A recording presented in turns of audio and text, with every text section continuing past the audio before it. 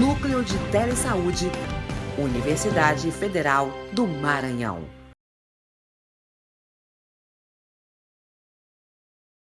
É uma honra estar participando de uma web palestra no Telesaúde, né? Visto que a gente tem uma temática tão importante como o Dia Mundial de Saúde, trazendo essa reflexão sobre minha saúde e meu direito, uma reflexão sobre a história e a evolução do SUS. E aí, trazendo, né, sobre essa questão de minha saúde e meu direito, na Constituição de 1988, a Constituição da República Federativa do Brasil, onde nós tivemos pela primeira vez em uma Constituição, inclusive é a Constituição vigente, de acordo com o artigo 196, a saúde como um direito de todos e dever do Estado, garantindo, mediante políticas públicas sociais e econômicas, que visem a redução de risco de doença e de outros agravos e um acesso universal e igualitário a essas ações e serviços para sua promoção, proteção e recuperação. Então, essa escrita da nossa Constituição vigente, que é a Constituição Federativa de 1988, ela traz nessa escrita, né, pela primeira vez, a garantia desse direito à saúde, que até então não existia nas outras constituições, essa garantia de direito à saúde, e também você já observa que ela traz um conceito ampliado de saúde, né, onde ele traz já os princípios que futuramente, né, iriam nortear o surgimento do nosso Sistema Único de Saúde, os princípios organizacionais e doutrinários do nosso querido SUS, né? E antecedendo essa Constituição, e o porquê que essa escrita já traz isso? Porque em 1986 a gente teve, dentro da 8ª Conferência Nacional de Saúde, que foi uma conferência que ela tem um marco extremamente relevante para nós do Brasil, onde se discutiu o conceito ampliado de saúde, onde ele traz o seu sentido mais abrangente da saúde, né? E que naquela conferência, o que foi que se discutiu e entendeu-se na escrita como conceito de saúde, né? E aí se traz a escrita do conceito ampliado de saúde, que a saúde ela é resultante das condições de alimentação, das condições de habitação, das condições de educação, das condições de renda, meio ambiente, trabalho, transporte, emprego, lazer, da liberdade e do acesso e posse das terras e o acesso a esses serviços de saúde. E traz que é, assim, antes de tudo, o resultado das formas de organização social da produção, as quais podem gerar grandes desigualdades nos níveis de vida. Então, a saúde ela não é só um conceito abstrato, e diz que define-se no contexto histórico de determinada sociedade e num dado momento do seu desenvolvimento, devendo ser conquistada pela população em suas lutas cotidianas.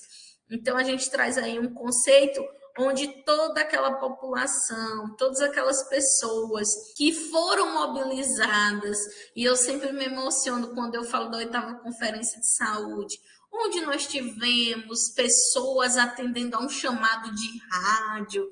dos telégrafos, onde os movimentos sociais eles começaram a se conversar e de dizer assim, o Brasil é muito extenso para que a gente fale de saúde apenas aqui na capital, com a população da capital. E aí começaram-se a mobilizar os sindicatos de trabalhadores rurais, começaram-se a mobilizar as comunidades indígenas, as comunidades quilombola, a gente tinha associação de profissionais do sexo, e a gente tinha ONGs que estavam relacionadas ao direito da criança, ao direito da mulher, ao direito do idoso, e todo mundo se reuniu em Brasília para que a gente pudesse definir e dizer bem assim, neste país, o que nós precisamos que o governo nos garanta enquanto saúde. E nesse país, para nós, população de uma extensão territorial diversa, de uma dimensão continental, que é saúde para nós, né? E aí, nesse meio a toda essa discussão e anseio do povo, nos trouxeram na escrita da 8ª Conferência Nacional de Saúde o conceito ampliado de saúde, de dizer que era mais do que a ausência de doença e também muito mais do que um bem-estar. E dizia que a saúde era a garantia dessas condições. Eu preciso ter acesso a uma alimentação adequada, eu preciso ter acesso a condições de moradias adequadas, eu preciso ter acesso à informação e para isso eu preciso ter educação, eu preciso trabalhar para poder garantir todos esses fatores e com isso diz, e principalmente, eu preciso ter acesso aos serviços de saúde, porque até então poucas pessoas tinham acesso a esses serviços de saúde, mesmo que privado, porque a gente tinha, né, só alguns trabalhadores que tinham direito à saúde oferecida pelo governo, né? Então era tudo muito limitado, mas também dizia que a saúde devia ser conquistada pela população. E a gente fala mais na frente sobre um dos nossos grandes princípios doutrinários, que é a participação social. O conceito de saúde na OMS, ele vem dizendo que, que saúde é um estado completo de bem-estar físico, mental e social, e não somente a ausência de afecções e enfermidades. E através desse conceito, a gente começa a ter um novo cenário, um novo diálogo sobre o que é ser saúde, né? Então, antes do nosso conceito aí da conferência, a gente tem já esse conceito de saúde da Organização Mundial de Saúde, que nos faz debater um modelo hospitalocêntrico que nós precisamos superar, um modelo biomédico que nós precisávamos e precisamos superar, um modelo onde nós não vamos olhar para a doença, mas nós vamos trazer o protagonismo do sujeito, do paciente, do nosso cliente, do usuário do serviço de saúde e enxergar ele em toda a sua holisticidade, né? Então, eu vou passar a enxergar a Dona Maria não só o corpo da Dona Maria ou o que ela está sentindo, mas parar para ouvir a história da Dona Maria, que pode me dizer muita coisa sobre o processo de adoecimento dela, enxergar a Dona Maria no seu território, porque o ambiente, ele fala, e o ambiente, ele é fundamental para que a gente possa fazer com que o conceito de saúde, ele se torne aplicável para a Dona Maria, assim como nós precisamos falar sobre a cultura da Dona Maria, que também vai ser inerente a esse conceito de saúde e nos dizer muita coisa sobre como nós podemos aplicar essas políticas públicas dentro do território e como nós podemos fazer com que esse SUS ele seja realmente efetivo e tenha a garantia de todos os seus princípios. Então, o Sistema Único de Saúde, a partir do que a gente já discutiu, dessa luta da 8ª Conferência de Saúde e trazendo esse artigo 196 dentro da nossa Constituição, se criou o nosso SUS. O nosso SUS ele nasceu com alguns princípios, né? Dentre esses princípios, nós temos os princípios doutrinários, onde a gente vai ter a universalidade, onde ele diz que a saúde é um direito fundamental de todos os cidadãos e não importa onde ele esteja no Brasil, ele tem direito à sua garantia de acesso aos serviços de saúde. A gente tem o processo da integralidade, né, onde ele diz que esse atendimento e que a gente tem que ter o atendimento integral com prioridade para as atividades preventivas, sem prejuízos aos serviços assistenciais, ou seja, a atenção à saúde ela precisa levar em conta as especificidades das necessidades de pessoas ou grupos, mesmo que minoritários, e a gente tem o princípio da equidade, que diz que é dar mais a quem precisa de mais, né? Então, a gente vai tentar balizar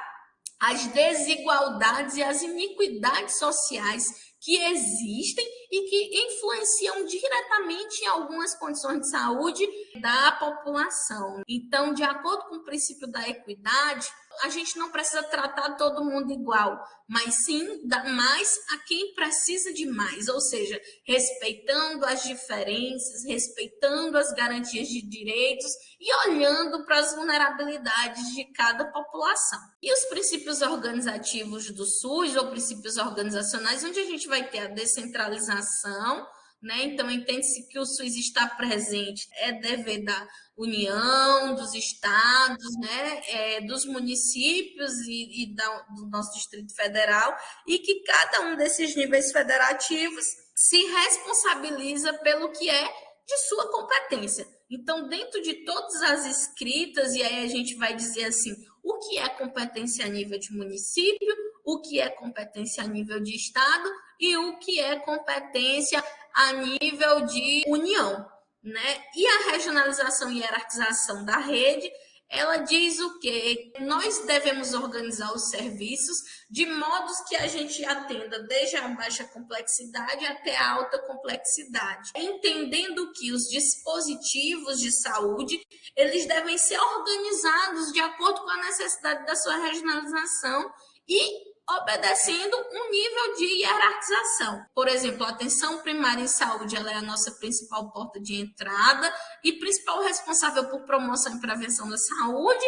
e nós vamos entrar aí, né, com média, alta complexidade, atenção ambulatorial, atenção especializada, de modo que a gente supra a necessidade da região, e isso vai ser de acordo com as análises epidemiológicas, mas também levando em consideração as vulnerabilidades, como, por exemplo, população ribeirinha, localidades onde a gente tem povos de floresta. Então, a população ela acessa essa rede de serviços, né, de acordo com sua necessidade, e assim os gestores eles vão ter mais controle dos problemas de saúde de cada área e favorecendo de acordo com as condições epidemiológicas. Então, quando se torna necessário instituir uma maternidade em determinado território, quando se torna necessário instituir um serviço de hemodiálise e assim por diante. E, como eu falei, uma das características do SUS, que para mim é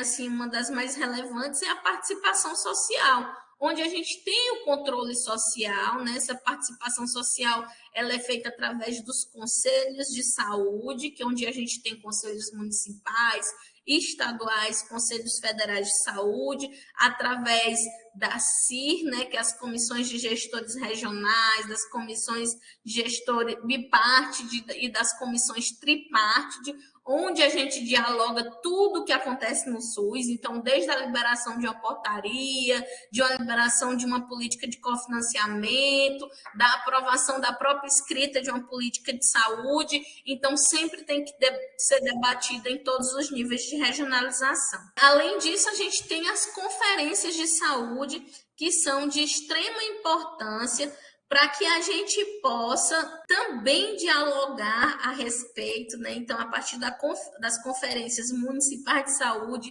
nós vamos ter as conferências estaduais de saúde, nós vamos ter a Conferência Nacional de Saúde, que é um movimento lindo, onde todo mundo se reúne para debater as políticas públicas e os eixos norteadores do SUS. Então, se reúne gestores, trabalhadores da saúde e usuários, onde nós montamos os eixos de diálogos e, a partir desses eixos de diálogos, a gente sai com proposições e metas daquilo que a gente pretende e que todos os níveis de gestão, seja municipal, estadual e federal, que o governo, nesses gestores, precisam fazer para que a gente possa avançar dentro desse sistema único de saúde, tem que atender a toda a população brasileira. Então, aqui eu trago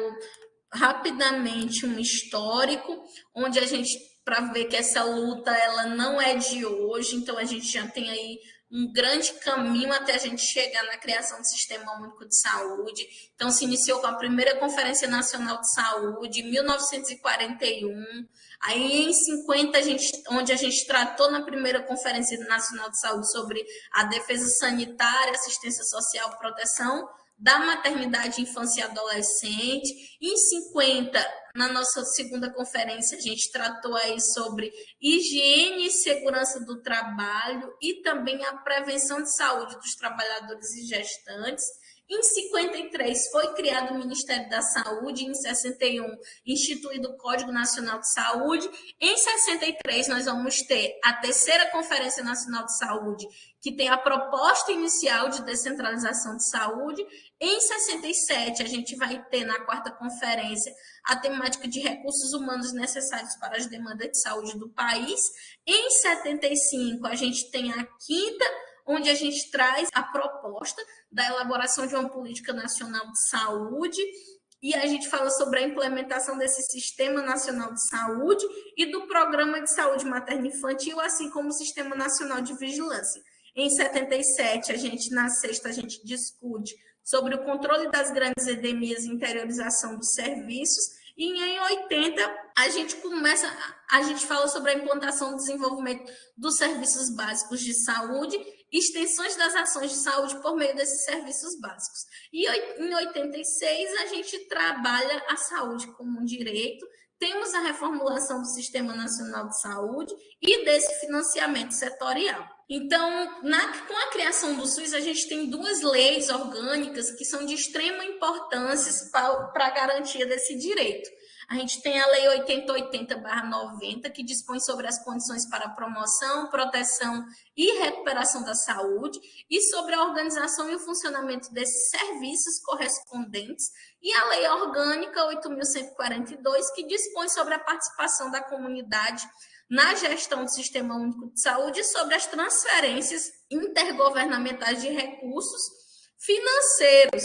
na área da saúde e que traz outras providências. Eu costumo dizer que o SUS ele é muito organizado. Um diálogo que aconteceu aí há mais de 30 anos, né, que a gente tem de SUS, mas que continua muito atual, né? Então, as discussões, os princípios norteadores do SUS, quando você se propõe a executá-los, a gente vai ter aí um ganho gigantesco e na execução dessas políticas públicas, porque todas as políticas públicas, elas trazem como norteador os princípios básicos do SUS, sejam esses princípios organizacionais ou doutrinários, e em cada nível de gestão a gente aprende, né, como executar esses princípios. Então, hoje, e aí o quanto que nós já avançamos, né, no SUS e na garantia desse direito, a partir do momento que a gente teve aí a criação do nosso Sistema Único de Saúde, e nós tivemos a organização dos serviços e começamos a construir essas políticas. Então, na atenção primária em saúde, um dispositivo onde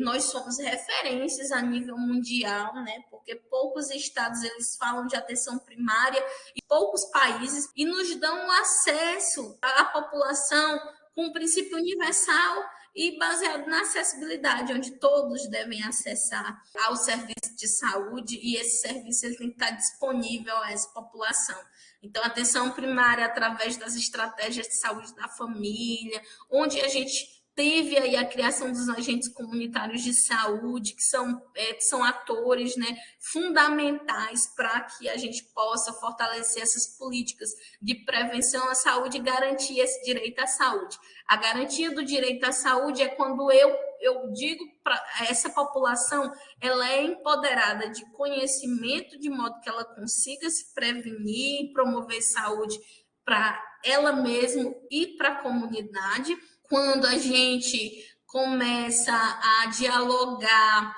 com a população sobre aquilo que eles precisam, quando os gestores eles começam a ofertar, né, e aí a gestão ela começa a ofertar essa garantia e esse direito à saúde à população também, de forma que eles tenham acesso. E com a atenção primária é isso, onde a gente teve aí um projeto que é incrível, né? Onde a gente traz esses dispositivos, que são as unidades básicas de saúde, as equipes de saúde da família, mais próximo à população, onde a gente tem os agentes comunitários de saúde, como aquela pessoa que deve conhecer todo mundo que está ali no seu território e de identificar pessoas que precisam ter, né, um maior acompanhamento, um melhor acompanhamento, além de gerar e levar informação à comunidade, a essas pessoas que às vezes trabalham o dia todo e que não sabem que está tendo campanha de vacina, às vezes aquele usuário que não sabe quais são os serviços que estão sendo ofertados na unidade básica de saúde e que a gente supera, né, através da atenção primária, o objetivo é esse, é superar o modelo hospitalocêntrico, né, de que dizer que você não precisa, para cuidar da sua saúde, você não precisa estar doente, a gente precisa prevenir, a gente precisa promover e a gente precisa fazer com que essa população ela esteja bem, esteja saudável, de forma que ela consiga sonhar e conquistar esses sonhos. Então, é quando a criança ela cresce bem a ponto de conseguir estudar, conseguir passar no vestibular e se tornar um bom profissional e assim quebrar possivelmente um ciclo de pobreza da sua família a partir do momento que ela entra, por exemplo, na universidade. Com isso ela consegue uma maior chance de inserção do mercado de trabalho. E isso começa conosco, a partir do momento que a gente começa a garantir um pré-natal de qualidade, aí a gente começa a acompanhar essa criança e garantir o desenvolvimento saudável dela através das consultas de puericultura, a partir do momento que na adolescência a gente aplica a política de saúde do adolescente e a gente garante que esse adolescente ele tenha acesso aos serviços de saúde, de modo que ele seja vacinado contra HPV, de modo que a gente evite uma gravidez na adolescência, uma gravidez indesejada, enfim. E assim a gente vai superando esse modelo biomédico, esse modelo hospitalocêntrico, e nós vamos crescendo junto, né, nos princípios norteadores do SUS, fazendo com que eles se tornem efetivos. A vigilância em saúde, onde a gente traz esse conceito de saúde ampliado, onde a gente passa a instituir uma política de vigilância em saúde e diz que todas as vigilâncias elas estão integradas, onde a gente traz epidemiologia, vigilância sanitária, ambiental, do trabalhador e laboratorial, e mostra que nós precisamos fazer uma gestão baseada em dados, onde a gente passa a prever tendências, a eliminar doenças que têm um grande poder de transmissão e que a gente precisa eliminar do nosso território. A gente passa a organizar os serviços de ambulatório e os serviços especializados através de policlínicas, levar ao território também essas estruturas para que, junto com a atenção primária e ambulatorial especializada, a gente possa fazer aí o casamento perfeito e crescer e fazer com que esse princípio da universalidade ele seja garantido, e a alta complexidade, onde caso essa pessoa ela precise de um maior nível de atenção de tecnologia dura, né, a gente possa também garantir esse direito a elas. Então, gente, os direitos aos usuários do SUS, de acordo aqui com... Eu trouxe um cardzinho, onde a gente tem uma cartilha de direitos dos usuários do SUS, onde diz que todo cidadão tem direito a ser atendido com ordem e organização, que esse cidadão ele tem direito a um atendimento de qualidade, que esse cidadão tem direito a um tratamento humanizado e sem discriminação, que esse cidadão tem o direito a ver o próprio prontuário sempre que ele quiser, e diz que o usuário do SUS também tem deveres ao buscar o atendimento e todos devem se empenhar para cumprir o que está disposto nessa Carta de Direitos do Usuário do SUS. Então, o Sistema Único de Saúde, ele é um sistema feito por todos e para que ele funcione na sua efetividade, de modo que a gente garanta esse direito à saúde, todo mundo tem que fazer a sua parte. E é muito interligado, nós temos um sistema, como eu disse, a escrita do SUS ela é linda e ela não é inaplicável, pelo contrário, ela é muito aplicável quando ela diz que eu tenho que olhar para o meu território, que eu tenho que organizar essas redes de atenção à saúde e que o usuário do SUS ele tem voz dentro desse sistema, de modo que os gestores eles consigam enxergar aquilo que está dentro do território e que às vezes o profissional de saúde não enxerga. Então, é a partir desse direito compartilhado, a partir de todos os níveis de gestão, tendo o mesmo diálogo e caminhando junto com sua população, que todos os dias nós crescemos e conquistamos muito mais no SUS. Hoje o SUS ele fornece medicações especiais que custam muito, com medicações com mais de 60 mil reais, 80 mil reais, e que todos os dias a gente luta para implantar e garantir mais direitos do SUS. Nós temos uma atenção primária que pode sim ser resolutiva e fazer com que essa população ela cresça de forma saudável. Nós temos uma vigilância em saúde que é tão efetiva que nós temos um Programa Nacional de Imunização que é referência mundial, onde nós se organizamos de modo que nós temos um centro de inteligência, que é o CIEVS de Vigilância em Saúde, que é uma rede mundial, onde a gente consegue identificar os eventos e os rumores e trabalhar na eliminação de doenças e agravos em conjunto, né, de modo que a gente gere essa resposta rápida e nós conseguimos atuar dentro das emergências em saúde pública e juntos conseguimos passar, por exemplo, como uma pandemia, como foi a Covid-19, que não foi fácil para nenhum trabalhador do SUS, mas que todo mundo que ama o SUS e que tem a ética e conhece o seu dever, consegue avançar muito no sentido de que nós podemos, sim, juntos vencer pandemias, vencer agravos que assolam a população e eliminar muitos do nosso território, como nesse tempo de SUS a gente já fez, eliminando muitas doenças, muitos agravos do nosso território e conseguimos avançar em políticas tão importantes quanto políticas de humanização, políticas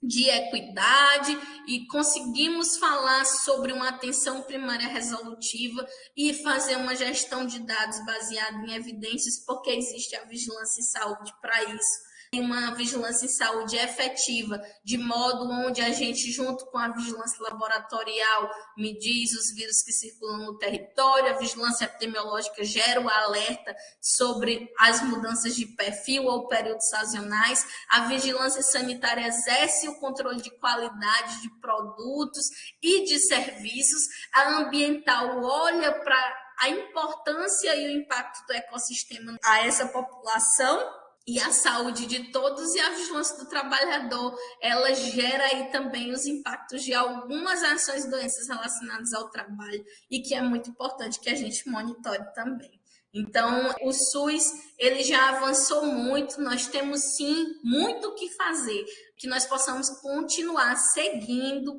em conjunto, dialogando, dando as mãos, para que cada vez mais a gente possa fortalecer essas políticas públicas dentro do nosso país, que tem uma diversidade não só geográfica, mas cultural e física, enfim, socioeconômica, e que impactam diretamente a saúde. É isso, muito obrigada. Tem dúvidas sobre o assunto abordado? Conheça o aplicativo Sofia, respostas sobre procedimentos clínicos, ações de saúde e processos de trabalho. Você também pode acessar pelo site http://sofia.telesaude.ufma.br e não esqueça de se inscrever em nosso canal e seguir as nossas redes sociais.